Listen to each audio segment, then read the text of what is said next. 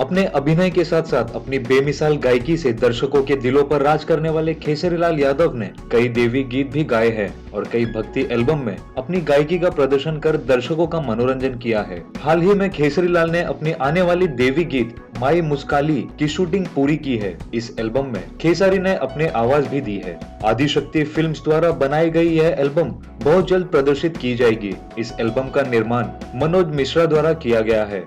खेसारीलाल यादव 16 सितंबर से अपनी आगामी फिल्म दुल्हन गंगा पार के की शूटिंग गुजरात में करने वाले हैं। इस फिल्म में खेसारी के ऑपोजिट काजल राघवानी नजर आएंगी। इस फिल्म का निर्देशन असलम शेख करेंगे।